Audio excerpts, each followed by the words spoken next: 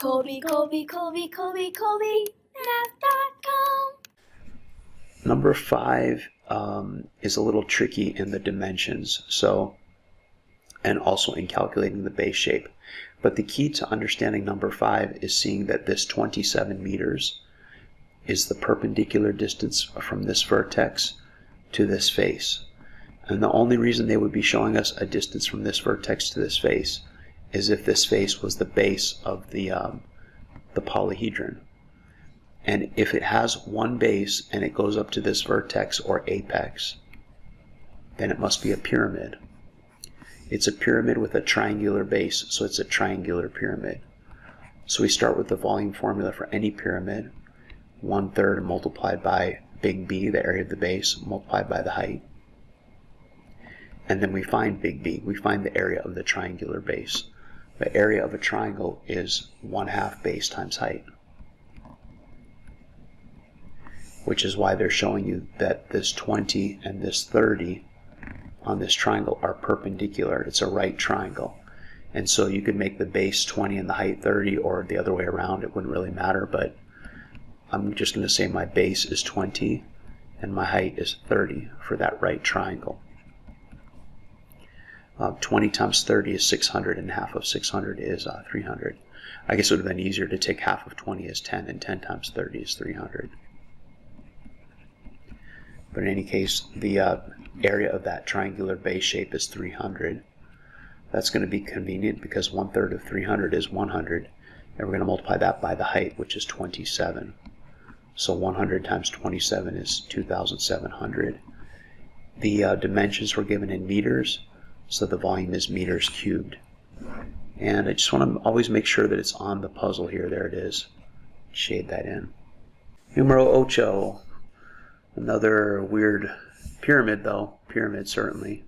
The key here is seeing that this 4 is at a right angle to this edge, which means it's a right angle to this base shape.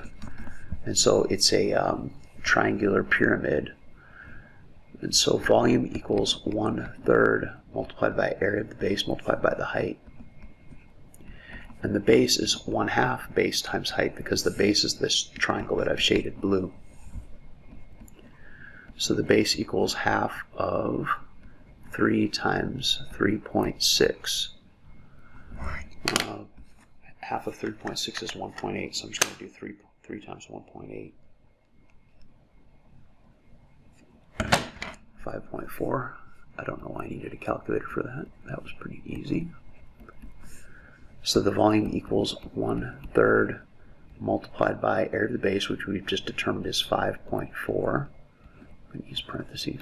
Multiplied by the height of the pyramid is 4. The perpendicular distance from this apex to the base shape is 4. 5 and 4. 5 plus 4 is 9, so I know this is divisible by 3, so I get 1.8 multiplied by 4, which is 7.2. Volume is 7.2 meters cubed, which is right there. Number 11. A pyramid fits snugly inside a 6-inch cube as shown. I happen to have a pyramid fitting snugly inside of a cube. Can you see it? See, this pyramid has the same base as the cube. They're congruent squares. And also the same height. You can tell the height's the same, because when you put the pyramid inside the cube, the height is the same. But the pyramid's obviously taking up a lot less space.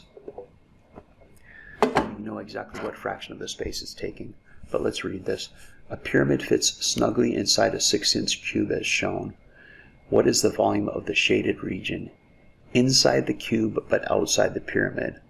So I suppose, let's imagine you filled up the cube with water, and then you stuck the pyramid in, and a bunch of water spilled out because the pyramid took up some of that space of the water. It's asking how much volume is in here but not in here. And so that's the volume of the cube minus the volume of the pyramid. The volume of the cube, it's a prism, so it's area of the base times the height. The volume of the pyramid is 1/3 times the area of the base times the height. But they have the same base shape, they have the same square base. So if you think of this as a thing, if you think of area of the base times the height as a thing, I have one of this thing here minus 1/3 of this thing there. Wouldn't that be 2/3 of that thing, of that product? And so really the shortcut here is just taking 2/3 rather than doing them separately and doing the subtraction. But if you did them separately and did the subtraction, you get the right answer also. But area of the base is 6 times 6, or 36. And then 2/3 times 36 times, well, the height, it's a cube, so the height's also 6. 1/3 of 36 is 12. 2/3 of 36 is 24. 24 times 6 is 144 inches cubed.